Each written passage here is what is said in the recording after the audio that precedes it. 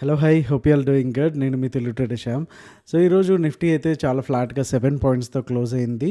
And bank Nifty కూడా 130 points, fin Nifty 192 and mid Nifty అయితే 24 పాయింట్స్తో ఫ్లాట్గానే close అయిందని చెప్పొచ్చు. ఆల్మోస్ట్ ఇంక్లూడింగ్ సెన్సెక్స్ కూడా చాలా ఫ్లాట్గా అయితే క్లోజ్ అయినాయి. అండ్ విక్స్ కూడా 1% డౌన్ అయితే ఉంది. సో కంటిన్యూస్గా మనం లాస్ట్ టైం నుంచి కూడా చూస్తూ ఉన్నాము, విక్స్ అనేది కంటిన్యూగా ఫాల్ అయితే అవుతూ ఉంది. సో ఇప్పుడు కైండ్ ఆఫ్ ఒక రికవరీ అంటే లైక్ బౌన్స్ బ్యాక్ వచ్చేదానికైతే ఛాన్సెస్ ఉంది అనేసి మనకి దీన్ని బట్టి అర్థమవుతుంది. ఓకే, అండ్ నిఫ్టీ ఎప్పుడైతే మనం ఒక రెక్టాంగిల్ ప్యాటర్న్ ఈ ఏరియాలో అనుకున్నామో 24,400 అండ్ మనం చెప్పుకున్నటువంటి ఫస్ట్ టార్గెట్ ఇది అండ్ సెకండ్ టార్గెట్ 25,000. సో రెండు కూడా డన్. అండ్ ఇక్కడ నుంచి కూడా అరౌండ్ ఒక 600 పాయింట్స్ అయితే నిఫ్టీలో పొజిషనల్గా మనకైతే వచ్చేసినాయి. ఓకే, అండ్ నిఫ్టీలో ఈరోజైతే కంప్లీట్గా ఒక డౌజీ క్యాండిల్ అని వచ్చింది. సో డౌజీ క్యాండిల్ తెలిసిందే, ఇది కంప్లీట్గా ఒక ఇండెసిసివ్ క్యాండిల్ అని చెప్పొచ్చు. సో ఎగ్జాక్ట్గా బేర్స్ కంట్రోల్లో ఉన్నారా, బుల్స్ స్ట్రెంగ్త్ ఎక్కువ ఉందా అనేది చెప్పడం అయితే ఈ క్యాండిల్తో చాలా కష్టం. సో మనకి హై అండ్ లో ఏదైతే ఉన్నాయో అంటే 24,970 అండ్ 25,073 అనేది ఈ రెండు కూడా చాలా కీలకమైన లెవెల్స్గా రేపటి ట్రేడింగ్లో మనకు ఉంటాయి. ఇన్ కేస్ రేపు పొద్దున్న కనుక మనకి 25,073 కనుక మనకి బ్రేక్ చేస్తే కనుక మనకి అప్ సైడ్ చూడడానికి ఛాన్సెస్ అయితే ఉంటాయి. అండ్ 24,970 950 జోన్ ఏదైతే ఉందో లో బ్రేక్ చేసి డైలీ బేసిస్లో కనుక వస్తే మళ్ళీ అగైన్ 24,800 అండ్ 24,600 చూడడానికి ఉంటుంది. అండ్ ఫైనల్ టార్గెట్ వచ్చేసి 24,400. అగైన్ ఒక 600 పాయింట్స్ అయితే డౌన్ సైడ్ అయితే మనకు కనిపిస్తూ ఉంది. బట్ ఇప్పుడున్న సిచ్యువేషన్లో కొంతవరకు వన్ డే మేబీ ఒక కన్సాలిడేషన్ డే రావచ్చు. అండ్ అగైన్ ఇమీడియట్గా ఇక్కడ నుంచి ఇంత వచ్చిన తర్వాత ఒక బ్రీతింగ్ పీరియడ్ అనేది కావాలి కదా. ఇంత రన్నింగ్ రేస్లో పాల్గొన్నాక కొంచెం అది శ్వాస తీసుకొని కొంచెం కన్సల్టేషన్ అయిన తర్వాత అది డెసిషన్ తీసుకోవడానికి అయితే ఛాన్స్ ఉంటుంది.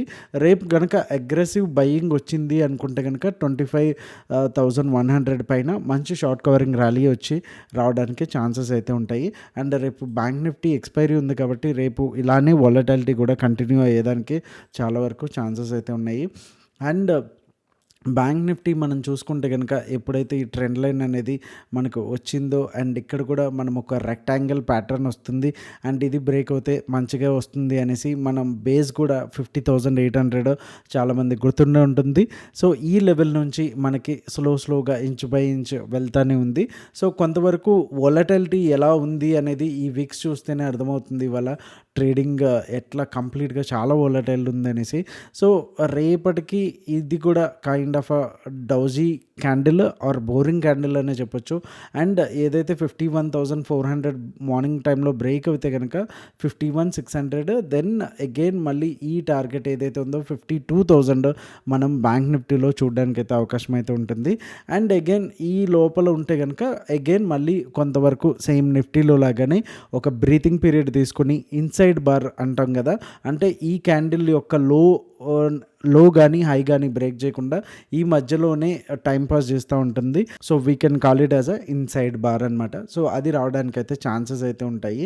అండ్ రేపటికైతే మనకి బయింగ్ జోన్స్ ఏంటి, సెల్లింగ్ జోన్స్ ఏంటి, అలానే బీటీఎస్టీ ఏమి ఇచ్చాము అనేది తెలుసుకుందాం. సో వీడియోలోకి వెళ్ళే ముందు లైక్ బటన్ అయితే స్మాష్ చేయడం అయితే మర్చిపోద్దు. So let's start with Nifty. So నిఫ్టీలోకి వచ్చేసరికి ఈరోజు లైక్ 27th మార్నింగ్ మంచి ఒక క్యాండిల్ అయితే పడింది. ఇది గ్యాప్ అప్ గ్యాప్ డౌన్ అని తెలిసేలోపు ఇంకొక క్యాండిల్ అండ్ నెక్స్ట్ క్యాండిల్ కంప్లీట్గా మళ్ళీ recovery and again down and again up and again down up down.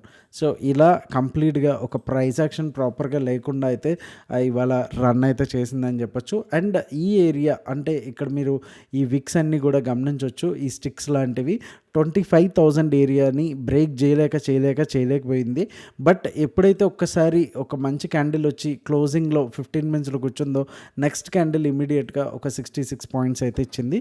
మళ్ళీ అగైన్ సేమ్ రెసిస్టెన్స్ దగ్గర నుంచి లైక్ ఒక డౌన్ మూవ్ అండ్ అగైన్ మళ్ళీ అక్కడనే రెసిస్టెన్స్ అండ్ మళ్ళీ 24,000 అయితే క్లోజ్ అయితే చేసేసింది, బ్రేక్ చేసి ఆ బిలో లెవెల్ కిందనే క్లోజ్ అయితే చేసింది. 25,000 పైన చేసుంటే చాలా వరకు ఒక మంచి బులిష్ సైన్ అయితే మనకు వచ్చేది. బట్ అలా కాకుండా 25,000 బిలోనే క్లోజ్ అయితే చేసింది. బట్ అఫ్కోర్స్ చాలా చిన్న పాయింట్స్ అనుకోండి, బట్ ఇమీడియట్గా ఈ లెవెల్లో కనుక క్లోజ్ అయి ఉంటే బాగుండేది. సో ఎనీహౌ రేపు morning in case gap up అయితే కనుక 25,033 వరకు కూడా ఎటువంటి ట్రేడ్ వద్దు, ఇది కంప్లీట్గా నో ట్రేడ్ జోన్. సో 33 తర్వాత 25066 వచ్చి first target, and second target వచ్చి 25099, అండ్ థర్డ్ టార్గెట్ వచ్చి 25125. సో అండ్ డౌన్ సైడ్ వచ్చేసరికి ఇన్ కేస్ మనకి బీటీఎస్టీ గ్యాప్ డౌన్ అయితే మాత్రం ఇక్కడ నుంచి మనకి బౌన్స్ తీసుకోవడానికి ఛాన్సెస్ అయితే ఉంటుంది. ఈరోజు మనకి బీటీఎస్టీ వచ్చేసి పిఈ వచ్చింది, అండ్ 975 కనుక బ్రేక్ అయితే 950 first target, and second target వచ్చి 926, అండ్ థర్డ్ టార్గెట్ వచ్చి 24,900. సో డౌన్ సైడ్ అయితే చాలా తక్కువ టార్గెట్స్ ఉన్నాయి. కొంతవరకు మనకి ట్రేడర్స్ యొక్క పేషెన్స్ని టెస్ట్ చేయడానికి అయితే అవకాశం ఉంటుంది. సో డౌన్ సైడ్ అయితే నేను ఎక్కువ టార్గెట్స్ అయితే చూడట్లేదు, ఓన్లీ అప్ సైడ్ అయితేనే మనకి ఎక్కువ పాసిబిలిటీ అయితే ఉంది. అలాగే బ్యాంక్ నిఫ్టీ చూసుకుంటే బ్యాంక్ నిఫ్టీలో కూడా same kind of price action వచ్చిందని చెప్పొచ్చు. And morning gap down and continuation, and ఎప్పుడైతే మళ్ళీ సేమ్ అప్ డౌన్ ఇలానే వచ్చింది దీంట్లో కూడా. సో ఫిన్ నిఫ్టీలో కూడా చాలా వరకు బయర్స్కి అయితే మాత్రం చాలా హార్ట్ అటాక్ డే అని చెప్పొచ్చు. సో చాలా వాలటైల్ అయితే ఉంది ఫిన్ నిఫ్టీలో. ఈవెన్ నేను కూడా ఆల్మోస్ట్ కొంత ప్రాఫిట్స్ అయితే అరౌండ్ 80,000 నుంచి 65లో క్లోజ్ చేయడం జరిగింది. సో 80,000 దగ్గర నుంచి కొంత ప్రాఫిట్స్ అనేది బ్యాక్ ఇచ్చేయడం జరిగింది డ్యూ టు దిస్ లాస్ట్ 1 అవర్లో ఉన్నటువంటి వాలటైలిటీ వలన. ఓకే, సో ఈ ఏరియా వచ్చేసి చాలా ఇంపార్టెంట్, మనం గమనించవచ్చు. ఈ ఏరియా నుంచి కంప్లీట్గా మేక్ ఆర్ బ్రేక్ అయితే చాలా భారీ క్యాండిల్స్ జరిగినాయి అంతకుముందు ఒకటి అనుకుంటే, అండ్ ఒక్కసారి బ్రేక్ అయితే అప్ సైడ్ కూడా భారీ క్యాండిల్ అండ్ కింద కూడా జైంట్ క్యాండిల్స్ అయితే ఫామ్ అవుతున్నాయి. సో ఇన్ కేస్ కంప్లీట్గా ఈ జోన్ అనేది especially safe traders and small capital traders అయితే అవాయిడ్ అయితే చేసేసేయండి. ఇన్ కేస్ ఒకవేళ గ్యాప్ అప్ అయితే కనుక 9:30 లోపల మనకి ఇక్కడ 15 minutes ఆర్ 5 minutes కన్ఫర్మేషన్ ఇస్తే ఫస్ట్ టార్గెట్ వచ్చేసి 51,355, అండ్ సెకండ్ టార్గెట్ ఇంకొక 50 points మాత్రమే ఉంది 407, అండ్ ఫైనల్ టార్గెట్ వచ్చేసి 501. సో రేపటికి మనకి ఎక్స్పైరీ ఉంది కాబట్టి ఏదైనా జరగచ్చు. So we have to be prepared for the levels. Okay, so 51,142 కనుక డౌన్ సైడ్ మనకి ట్రిగర్ అవుతే 51,070, అండ్ సెకండ్ టార్గెట్ వచ్చి 50,968, అండ్ థర్డ్ టార్గెట్ వచ్చి 50,895. అండ్ నిఫ్టీలో చెప్పుకున్నట్టుగానే ఇక్కడ కూడా అంత ఇమీడియట్గా డౌన్ సైడ్ అయితే మంచి ట్రేడ్స్ ఏమీ లేవు, అండ్ అప్ సైడ్ అయితేనే కొంచెం టార్గెట్స్ అయితే బాగున్నాయి.